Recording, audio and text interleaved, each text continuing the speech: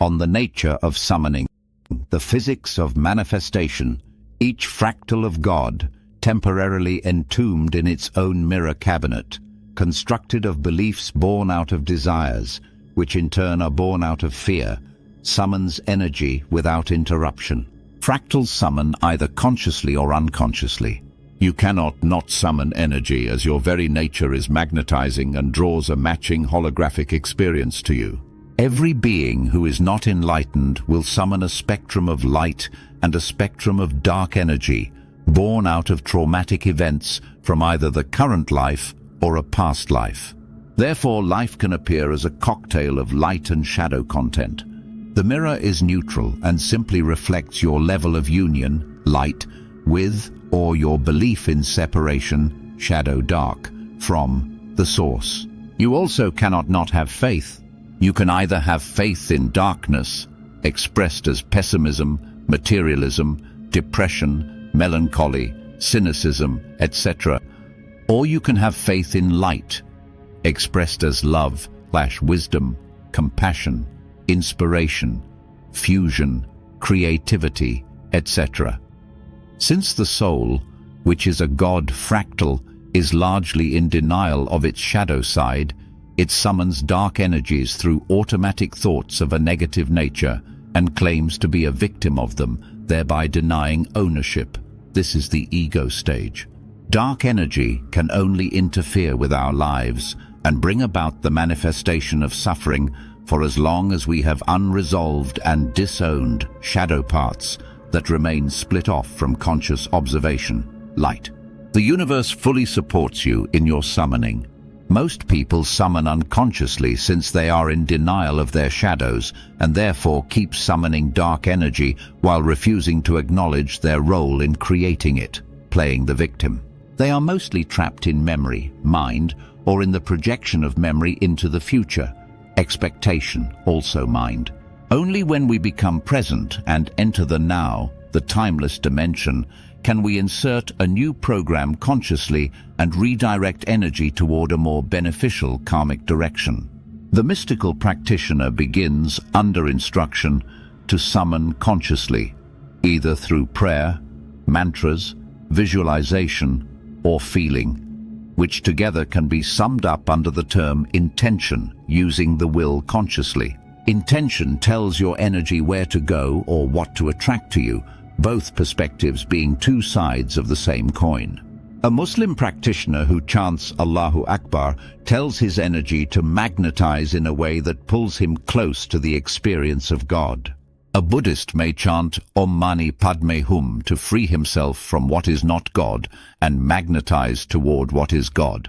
A Hindu may chant Om Namah Shivaya to seek the avatar of God frequency. A Christian may recite the Lord's Prayer to fix his mind on God. A summoning of the Holy Spirit includes beings that are of an angelic nature who are imbued with divine law. This includes deities, angels, and realized masters who are an extension of God's will. Prayers and mantras are cosmic phone numbers that refer to a particular energy coordinate of consciousness within the Holy Spirit, which represents a higher energetic state than your current experience. By summoning consciously, one creates a trajectory of ascension. This is what Buddha meant by saying, guard your mind. It means do not let the garden be unattended, for weeds will grow. Shadow content will take over and perpetuate ignorance if we are not mindful. This is what is called negative karma. A yogi has his mind on God without interruption. Through silent meditation, he or she can attain samadhi, merging with the void and forgetting individuality, which is the direct and highest form of summoning. Until then, an aspiring yogi may use mantras to consciously tend the garden of the mind. Instead of worrying and attracting fear objects to oneself, one begins summoning angels, deities, and enlightened beings until automatic negative thinking is replaced with a default orientation toward the divine. Such an attitude leads to the elimination of the perceived gap between God and the individual. Be aware that if you are not summoning consciously, you will summon unconsciously. Those who have lifetimes of spiritual practice will often summon beneficial karma unconsciously. Those who have more lifetimes of unresolved ignorance will summon karma of a dark, energetic nature unless they choose to become conscious gardeners and direct their will toward God. In the beginning, this will not be effortless. It will require uninterrupted redirection of attention from fear toward light. This means recentering in the present, not wandering into memory, and choosing a new imprint for your energies. Therefore, I offer you this understanding.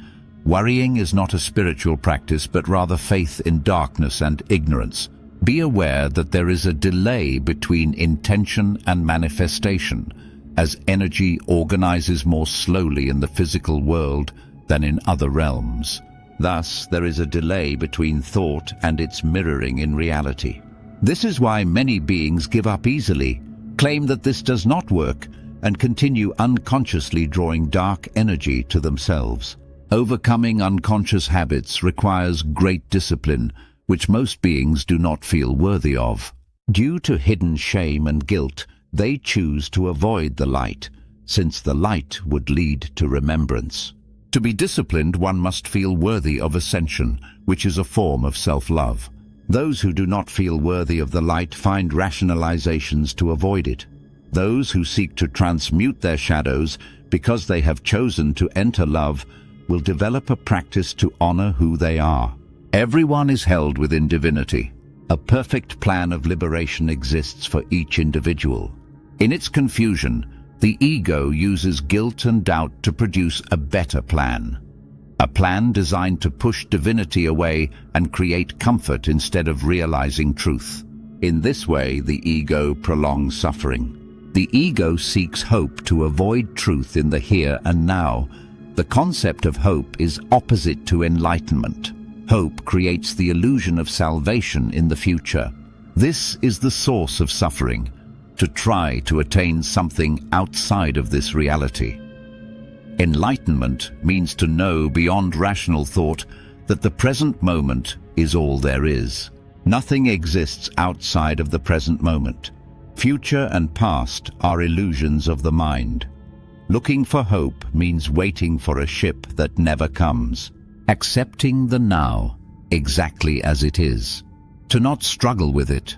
To find out that nothing is wrong with it, nothing is right with it, that it just is enlightenment and the end of suffering.